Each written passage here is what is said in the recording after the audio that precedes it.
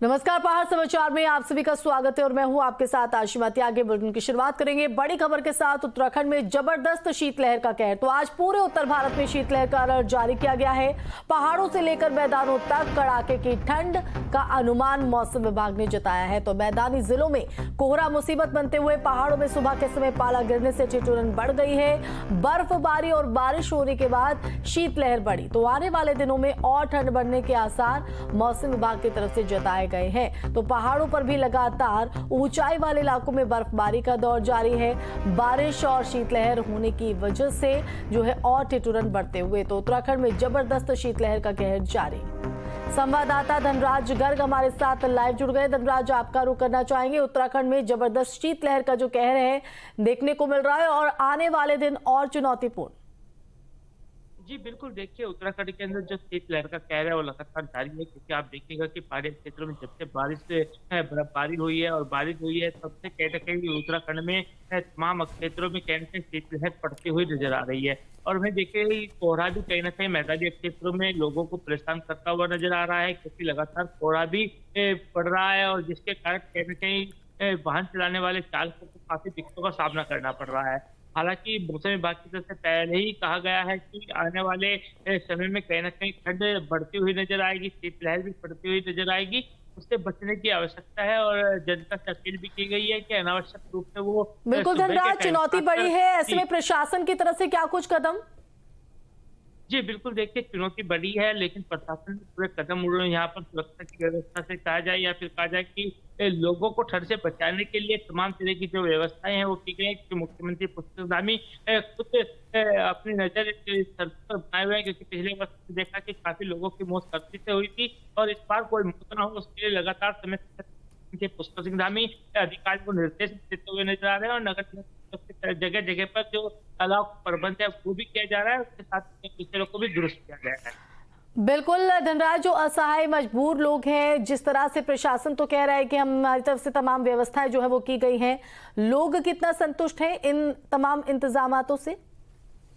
जी बिल्कुल, देखिए तमाम तरह की जो व्यवस्थाएं हैं, चाहे हम आईसीटी की बात करें या रेलवे की बात करें या अन्य ऐसी बात करें जहाँ पर गेस्ट रहते हैं, वहाँ केंद्र के अलाव का प्रबंध द्वारा किया जा रहा है। और आप मुख्यमंत्री पुस्तक के साथ कहीं ना कहीं खपत बांटते हुए नजर आते हैं। रात घर से निकलते हैं और बेसहारा और ऐसा लोगों को कंबल और सर्दी से बचाव के जो कहा जाए कि अलाव के प्रबंध है वो करते हुए नजर आते हैं। तो कहीं ना कहीं इससे लगता है कि जो प्रशासन की तैयारियां हैं वो बिल्कुल कहीं ना कहीं सही साबित हो रही हैं, कि उससे कहीं ना कहीं लोगों को राहत तो जरूर मिल रही है। बिल्कुल, लेकिन जैसे कि आपने बताया कि कोहरा जो है वो भी चुनौती पेश करते हुए नजर आ रहा है और ऐसे में इस तरह की स्थितियों के बीच हादसों की भी आशंका बनी रहती है। ऐसे में अगर बात करें तो ट्रैफिक को लेकर भी जो ट्रैफिक पुलिस है, ट्रैफिक विभाग है, उनकी तरफ से क्या कुछ कदम उठाए जा रहे हैं? लोगों को किस तरह की हिदायतें हैं, किस तरह की व्यवस्था, ताकि हादसों को रोका जा सके, क्योंकि कोहरे में हादसों की आशंका बढ़ जाती है।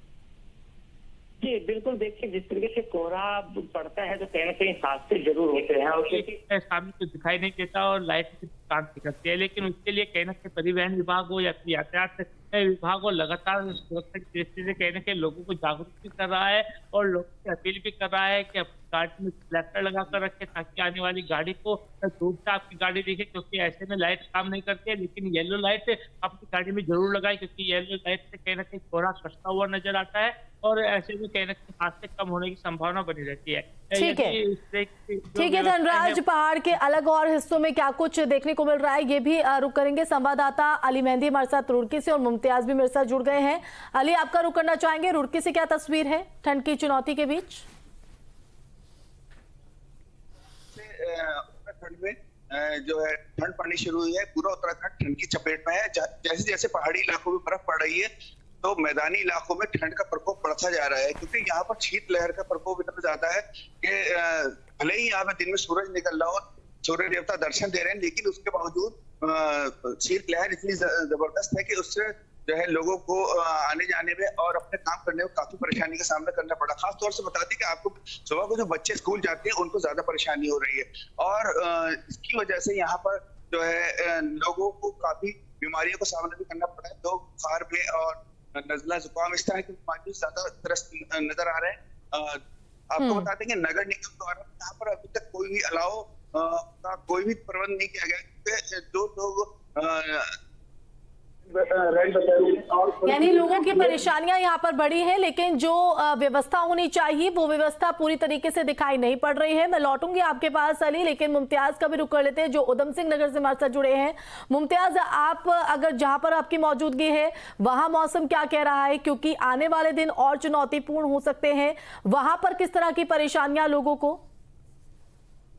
जी बिल्कुल बताना चाहूंगा, कहीं ना कहीं अगर उधम सिंह नगर की जनपद की बात की जाए तो ये पूरा जो उधम सिंह नगर जनपद है वो तराई में बसा हुआ है, और तराई में जो है कहीं ना कहीं इस समय ठंड का असर भी देखने को मिल रहा है मैदानी क्षेत्र होने के कारण, क्योंकि यहाँ पर गेहूं की फसल है, तमाम फसलों में लगभग जो है पानी लग रहा है, जिसकी वजह से कहीं ना कहीं जो है कोहरा भी जो है देखने को मिल रहा है। और अगर बात की जाए ठंड की तो सुबह और शाम जो है काफी शीतलहर देखने को मिल रही है, और सुबह के समय अगर देखा जाए तो जो सूखा पाला होता है वो कहीं ना कहीं भी नजर आ रहा है। फिलहाल जो है इसके चलते जो है जिलाधिकारी जो नितिन भदौरिया है, जो अभी नवनियुक्त है, उन्होंने अपना चार्ज संभालते ही उन्होंने ये कहा कि ठंड से प्रकोप जो बचने के लिए जो है उनके द्वारा एहतियाती कदम उठाए जाएंगे। उन्होंने निगम नगर पालिकाएं जो प्रशासक नियुक्त है उनको सख्त निर्देश दिए हैं कि अलाव की अपने अपने क्षेत्रों में व्यवस्था की जाए। इसके साथ साथ जो है अन्य क्षेत्र है उन पर भी जो है अलाव जलाने की व्यवस्था की जाए। इसके अलावा जो रैन बसेरे हैं, रैन बसेरे में जो है उन्होंने भी रियलिटी चेक किए थे, जिसके बाद जो है उन्होंने आवश्यक दिशा निर्देश दिए, जिसमें उन्होंने कंबल वगैरह आदि वितरित किए थे। फिलहाल जो है नितिन भदौरिया उन्होंने साफ तौर पे कहा है कि ठंड में जो है किसी भी प्रकार की कोई मौत नहीं होनी चाहिए